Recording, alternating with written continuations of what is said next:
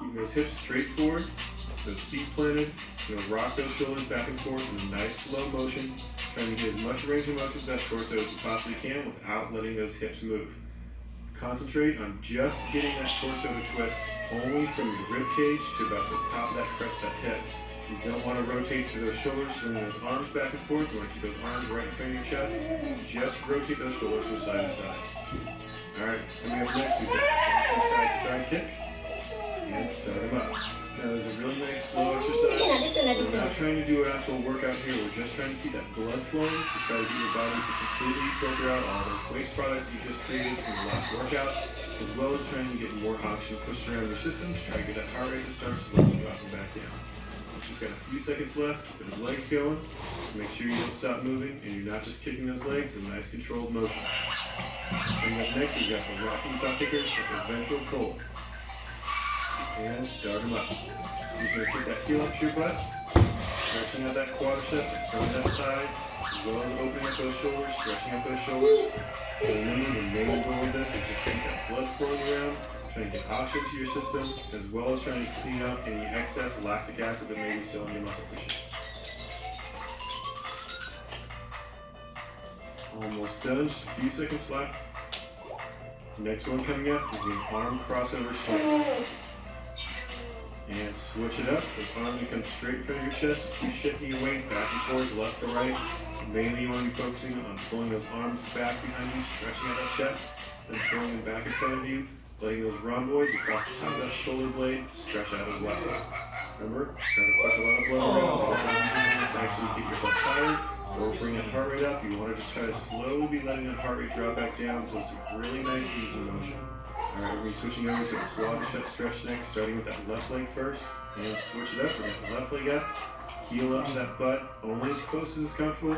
And then you're going to pull that knee back behind you, using that glute muscle, kind of stretch it back.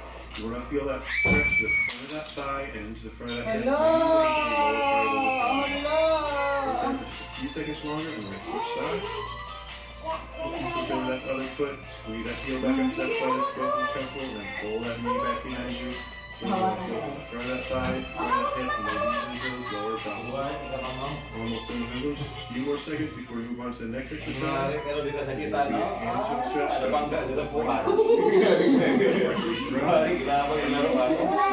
back towards you. Over that leg. Stretch that hamstring. The calf is as comfortable.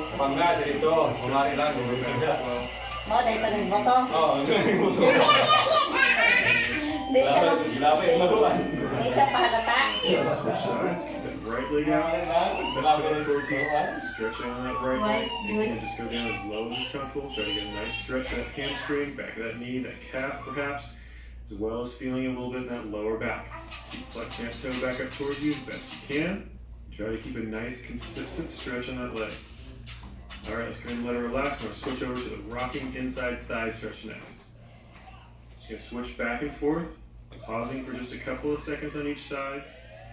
Kicking that leg out to the side, get a nice straight leg, leaning towards that straight leg. You should feel a stretch on the inside of that thigh.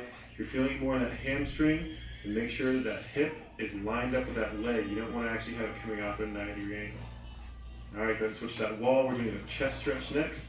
Go ahead and place that left hand up on that wall, fingers facing back behind you, rotating those shoulders away from them. Just keep stretching into it. You want to feel this through mainly through that chest, from the center of that rib cage all the way across the tip of that shoulder. You're feeling it in your bicep, then rotate that elbow until it goes away. You just want to feel it in that chest. Then switch sides, same exact motion on the opposite side, rotating your shoulders away from that arm, away from that hand. Just constantly keeping a consistent stretch on that chest, making sure that you're constantly pushing into it just a little bit more as that stretch starts to loosen up on you a little bit. All right, let's go ahead and switch on to the next one. We're doing a rhomboid stretch next. So bring that left hand up in front of your chest, grabbing with that right hand, either at that wrist or at that elbow, pulling your arm across in front of your body. You should feel a stretch on the outside of that shoulder and across that rhomboid. Completely depends on how flexible that rhomboid is. You might not feel the stretch much at all, and on the other hand, you might feel it quite a bit. It all depends on that flexibility. All right, let's go ahead and switch sides. Same thing on that right arm. Bring that right arm right across in front of your chest, grabbing with that left, pulling across your chest, trying to keep that arm as close to your chest at the same time. Remember, you're going to feel this to the outside of that shoulder and the back side of that shoulder, as well as across that shoulder blade. Just a few more seconds. It's our last stretch. And let her relax. Alright, good job. This cool down is complete. You just finished Fitness Blenders, light cardio, and